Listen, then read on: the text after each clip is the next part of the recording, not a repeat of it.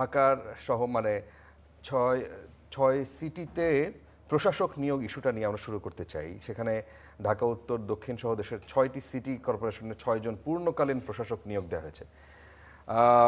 জনাব রাজ্জাকে, যদি আপনি একটু আপনার মতামত ব্যক্ত করেন যে এই জিনিসটাকে আপনি কিভাবে দেখেন। মির্জা ফখরুল ইসলাম আলমগীর তিনি বলেছেন যে তারা যত দ্রুত সম্ভব নির্বাচন দিতে চান এবং আবার পূর্ণকালীন প্রশাসক নিয়োগ দেয়া, এই দুটো বিষয় কি একটু সাংঘর্ষিক কিনা? দুটি বিষয়কে আপনি কিভাবে দেখেন? ধন্যবাদ আপনাকে এবং আপনার স্টার নিউজের দর্শক শ্রোতা সবাইকে আমার শুভেচ্ছা। বিষয়টা হচ্ছে, দেখেন, আমরা নির্বাচনমুখী, মানে ইউনূস সাহেব ক্ষমতায় আসার পর থেকে ফ্রম ডে ওয়ান সবাই নির্বাচনমুখী। জি, সবাই নির্বাচনমুখী, সবাই গণতান্ত্রিক এবং সবাই সংবিধানকে গুরুত্ব দেয়, ইত্যাদি ইত্যাদি আলোচনাটা আমরা শুনছি। এবং সেখানে সংস্কার পরিষদ হইল, রাজনৈতিক দল 7-8 মাস ইয়ে করলো, শেষ পর্যন্ত চলে গেল একটা গণভোটে, অবশেষে আমরা একটা নির্বাচন পাইলাম। যে সরকারটা চলে গেল 18 মাস থেকে, সেটা কোনো সরকার নয় এই কারণে, সে কোনো রাজনৈতিক সরকার না, তাকে একটা বিশেষ পরিস্থিতিতে সবাই মিলে নিয়োগ দিছে। এবং এই ধরনের সরকার যখন হয়, কিংবা সামরিক শাসন যখন হয়, কিংবা অন্তর্বর্তীকালীন তত্ত্বাবধায়ক সরকার যখন থাকে, বা বিশেষ পরিস্থিতির সরকার থাকে যারা নির্বাচিত নয়, এই সমস্ত ক্ষেত্রে সাধারণত আপনার প্রশাসক নিয়োগ করে বিভিন্ন জায়গায়। জি, এবং ইউনূস সাহেব এসে কিন্তু সমস্ত নির্বাচিত প্রতিনিধি যারা ছিল, কাউন্সিলর সব বাতিল করে উনি প্রশাসক নিয়োগ দিছে এবং সিটি কর্পোরেশন অফিসার দ্বারা কাউন্সিলরের কাজটাও চালাই আসতেছিল।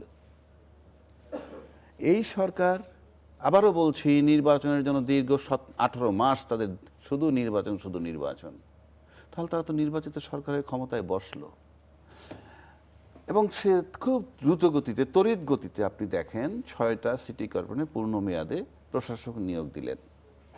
তারপরে ওদের বরিশাল সিটি কর্পোরেশনের নিয়োগ দিয়েছেন। কাকে দিছে নাম বলার দরকার নেই, তারা দিছেন। এবং সব জায়গায় বসাইছেন কিন্তু ওনারা দলীয় লোক, তাদের দলের নেতা যারা, তাদেরকে বসাইছেন। পত্রিকা অলরেডি আসে না, এখানে কি আপনি প্রত্যাশা করেন যে অন্য দলের লোক তারা বসাবে? নট দ্যাট, সেটা পরের চ্যাপ্টার। আচ্ছা, আপনি যখন দলীয় লোকের বসাবেন, সাধারণত এই সমস্ত ক্ষেত্রে প্রশাসক নিয়োগ হয় আমলা থেকে, আচ্ছা, সাধারণত। আচ্ছা, কিন্তু আপনি দলীয় সরকার, নির্বাচিত সরকার ক্ষমতায় গিয়া আপনি দলীয় লোক বসাচ্ছেন। তো দলীয় লোক যখন আপনি বসাবেন, আপনার তো নির্বাচন প্রক্রিয়াটা ম্যান্ডেটরি। কেন ম্যান্ডেটরি? নির্বাচনের মাধ্যমে প্রক্রিয়া হইলে আপনি যে 6 জনকে বসাইছেন, সেই 6 জনই যে নির্বাচিত হবে ভোটে, তার তো কোনো গ্যারান্টি নাই, কেউ তো পরাজিত হতে পারে। তাহলে আপনি যে বসাই দিতেছেন, তাহলে তো আপনি নির্বাচনকে এড়িয়ে যাচ্ছেন। নির্বাচনকে এড়িয়ে আপনি দলীয় ব্যক্তিদেরকে বসাচ্ছেন। এখানে তো দলীয় লোক বসলে নির্বাচনের মাধ্যমে বসবে, আপনার কোনো উপায় নাই, আপনি এইভাবে বসাইতে পারেন না। আর যেহেতু প্রশাসক অলরেডি ওই সরকার বসাই গেছিল, সেক্ষেত্রে আপনি 2 মাস, 3 মাস, 4 মাস পরেও নির্বাচন দেন, ওই প্রশাসক কিন্তু চালাইতে পারত। এবং ওই প্রশাসক কি কারো পক্ষপাতিত্ব করবেন না? তর্কের খাতিরে বলছি, ধরা যাক কথা আছে যে ওই সরকারের মানে প্রিয় লোকদেরকে বসাইছে, কিংবা এনসিপিকে প্রেফার করে এই ধরনের লোক প্রশাসক নিয়োগ করছে, কিংবা আসিফ মাহমুদ ছিল এটার ভিতরে।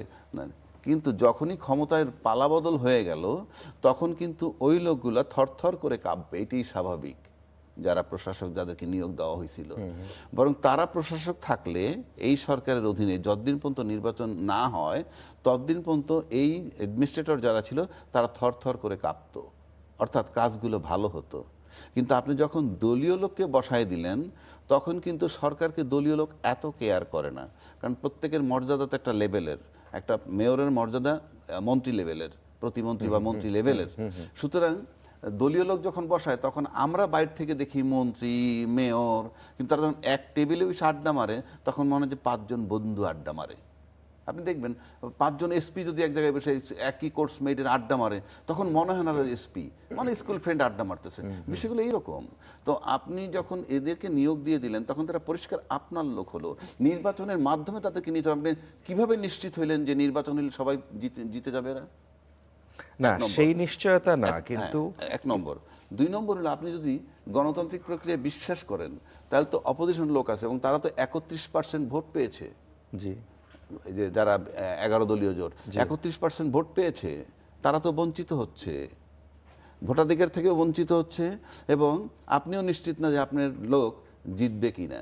জি। তবে আমার কাছে যেটা মনে হয় যে নির্বাচনটা হয়ে গেছে, সেই নির্বাচনটার ভিতর থেকে তারা কিছুটা ভীত হয়েছে, কারণ 31% ভোট পাওয়াটা একটা অস্বাভাবিক ঘটনা এই আজকের যে 11 দলীয় জোট যারা পেয়েছে, এবং সেখান থেকে তাদের একটা ভীতি সঞ্চার হয়েছে বলে মনে হয়। কেননা 50টা সিটের খবর পাওয়া গেছে, 50-53টা সিট, যেটা 70 ভোট থেকে 5000 ভোটের ব্যবধান। সুতরাং হ্যাঁ, এটা একটা আতঙ্ক আমার কাছে মনে হচ্ছে, এবং আমার কাছে মনে হয় যে আমি সেট আপ করলাম, প্রশাসক নিয়োগ করার মানে হচ্ছে এই যে আমি সেট করলাম আমার লোক, তারা যদি প্লট তৈরি করতে পারে এবং নির্বাচনের পরিস্থিতিতে যদি তারা মনে করে যে নির্বাচন দিলে অ্যাবসলিউটলি তাদের পক্ষে যাবে, তখন এই নির্বাচন দিবে, নয়তো এটাকে প্রলং করবে। কারণ আপনি যখন 2/3 মেজরিটি পেয়ে যান, তখন কিন্তু আপনার কারো দিকে তাকাইতে হয় না। এই কারণে, তা না হলে 2/3 মেজরিটি পেয়েছেন বলি এটা একটা সিমটম যে সরকার কোন দিকে যেতে পারে, সরকারের রাষ্ট্র পরিচালনার যে অ্যাটিটিউড বা চিন্তা ভাবনা, এটা রিফ্লেকশন এখানে। এবং আমার কাছে মনেই হয় যে এদেরকে বসানো হয়েছে প্ল্যাটফর্ম তৈরি করার জন্য, যে যাতে তারা নির্বাচনের প্রশ্ন যদি আসে নিশ্চিত হওয়ার জন্য। তা না হলে আমি কোনো যুক্তি দেখি না, এবং এই গণতান্ত্রিক সরকারের সাথে কোনোভাবেই এটা মানায় না। আচ্ছা। কারণ আপনার নির্বাচনে বিশ্বাসী, নির্বাচন নিয়ে আপনার কথা কিন্তু বলেছেন। স্থানীয় সরকার মন্ত্রী কিন্তু বারবার বলছেন যে তারা দ্রুত নির্বাচনের জন্য তারা প্রস্তুতি নেবেন। আপনি প্রস্তুতি নেন না, আপনি 3 মাস পরে করেন, আপনার এখনই নিয়োগ দিতে হইলো কেন? যদি মনে করেন ইউনূস সরকার যাদের না, এখনই নিয়োগ না দিয়ে যেই প্রশাসকরা ছিলেন তারা আগের সরকার, অর্থাৎ ডক্টর ইউনূস সরকারের ঘনিষ্ঠ মানুষ, অথবা ওই যে আপনি বলেন আসিফ মাহমুদ সজীব ভুইয়া, তারা তাদের মতো করে বসিয়েছিলেন এবং তাদের নামে বিতর্কও ছিল। তো তাদেরকে রেখেই আপনি বলছিলেন তাদেরকে রেখেই এই সরকার চালাতো। না না না না, তাদেরকে যদি নাও রাখেন, আমি কিন্তু বলেছি সরকার যখন বদল হয়ে গেল, তারা যখন 2/3 মেজরিটি পেয়ে গেল, ওই প্রশাসক কিন্তু থরথর করে কাঁপবে।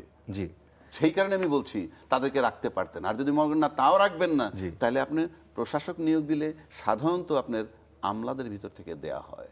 জি। আর 1, 2 হচ্ছে আপনি যখন কমিশনার চিন্তা করেন, কাউন্সিলর, ইউনিয়ন চেয়ারম্যান, এগুলো যে চিন্তা করেন, অনেক কাজ আছে যেগুলো তারা করে, ওই পর্যন্ত মেয়রদের কাজ না। সেই জায়গাগুলো তো বসে আছে এখনো। আচ্ছা, সেই জায়গাগুলো আপনি কি করবেন? সেই জায়গাগুলো কি আপনি নির্বাচন করবেন? তাহলে যদি সেটা, তার মানে হচ্ছে আপনি যদি এই আসনগুলায় মেয়র বসাই দিয়ে আপনি যদি মনে করেন মাঠের কাজটা করবেন, যেখানে আপনার পরিকল্পনা, উপজেলা চেয়ারম্যান, ইউনিয়ন চেয়ারম্যান নির্বাচন করবেন, সেটা কি এনশিওর করতে চাচ্ছেন কিনা? তার গণতান্ত্রিক সরকারের এটা কোনোভাবেই মানায় না।